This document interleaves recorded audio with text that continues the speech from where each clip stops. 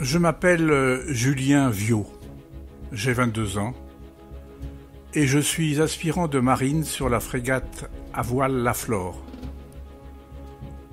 Je viens de prendre le pseudonyme de Pierre Loti. À 8 heures du matin, la vigie signale la terre. La silhouette de l'île de Pâques se dessine légèrement.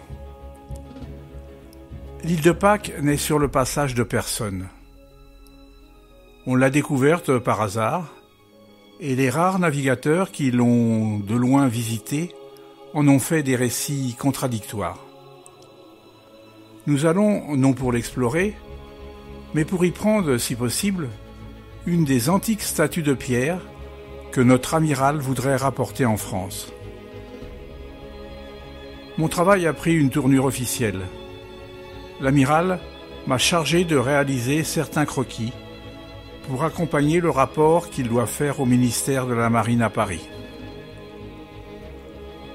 Nous allons trouver sans trop de peine la passe au milieu des brisants. Arrivé à terre, la population de la baie se couvrit en un instant d'indigènes.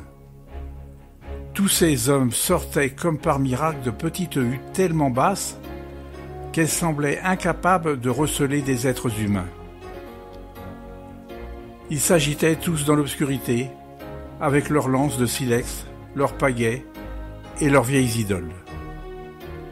C'était bien l'île de Pâques, telle que je l'avais rêvée. L'idée m'ayant pris de dessiner la figure de l'un d'eux, avec ses tatouages compliqués, l'admiration fut à son comble. Toutes ces figures, auxquelles le tatouage pouvait donner un premier abord farouche, étaient pourtant pleines de douceur et de bonté. Dès le premier jour, j'ai conquis des amitiés particulières avec deux jeunes garçons, Atamu et Uga, et deux jeunes filles, Marie et Iwaturiti. De longs tatouages bleus courent sur leurs jambes et leurs flancs. Quel étrange pays! Nous traversons des plaines désolées, on dirait un cimetière immense. L'absence complète d'arbres à l'île de Pâques est d'autant plus singulière qu'elle n'a pas toujours existé, puisque les indigènes ont des idoles et des pagaies très anciennes, faites de magnifiques pièces de bois des îles. Rapa Nui est le nom donné par les indigènes de l'île de Pâques. Et rien que dans la consonance de ce mot, il y a, me semble-t-il, de la tristesse, de la sauvagerie. Les indigènes appellent Moai ces monuments mystérieux qui remontent à des époques incalculables. Moai signifie proprement sépulture. Au bord des plages, il y a des terrasses faites de pierres immenses et elles sont chargées de pesantes idoles. Certaines ont été renversées, la tête en bas. On éprouve des sentiments nouveaux et intraduisibles en se promenant dans cette immense solitude au milieu de cette population pétrifiée. Après 3 heures de marche, de l'autre côté de l'île, debout, sur le versant du cratère, de grands personnages semblent nous regarder venir. Enfouis en terre jusqu'aux épaules, ils regardent le ciel. Ils sont plantés sans ordre et regardent de notre côté comme pour savoir qui arrive.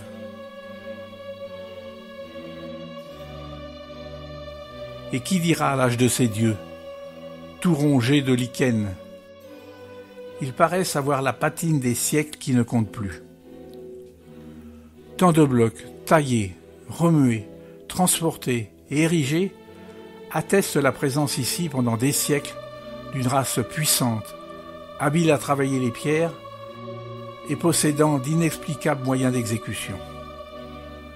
Comment s'y sont pris ces hommes primitifs?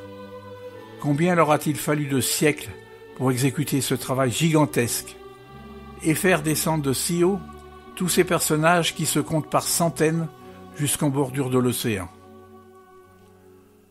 Au fur et à mesure de nos déplacements, j'ai exécuté le plus fidèlement possible des croquis des paysages et des monuments pasquants et tenu à jour mon cahier de bord. Il me fallait esquisser sur mon album ma hâte fiévreuse pour noter tous ces aspects et rendre plus particuliers et plus étranges les souvenirs que cette vision m'aura laissés.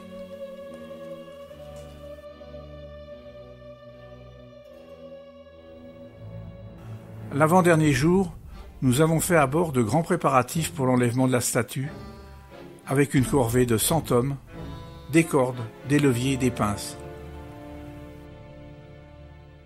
Les indigènes s'étaient réunis en foule sur la plage et poussaient des cris perçants. La scène qui se passa dépasse en horreur tous les massacres les plus fameux dans l'histoire.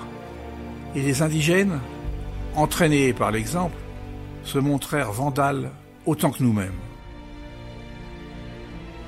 Pour mes esquisses personnelles, j'ai fait une reproduction de pure fiction de cette cérémonie, voulant recréer l'atmosphère des anciens cultes. Au bout d'une heure, tout était bouleversé. Les statues brisées, chavirées. On ne savait pas encore laquelle aurait l'honneur de se voir couper la tête pour aller figurer au Louvre.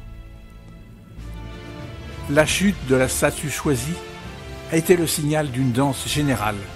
Les sauvages lui sautaient sur la figure et sur le ventre. Nous allons remporter non pas tout le corps, mais seulement la tête, qui pèse déjà 4 à 5 tonnes. Alors, on s'est mis en devoir de lui scier le cou. La tête de ce dieu de pierre fut échangée contre une redingote de l'amiral. Je notais que le déséquilibre de ce commerce était dérisoirement mesquin. Les hommes de Rapa Nui connurent l'horreur d'être trop nombreux, de s'affamer et de s'étouffer dans l'île dont ils ne savaient plus sortir. Alors, survinrent entre les tribus de grandes guerres d'extermination et de cannibalisme.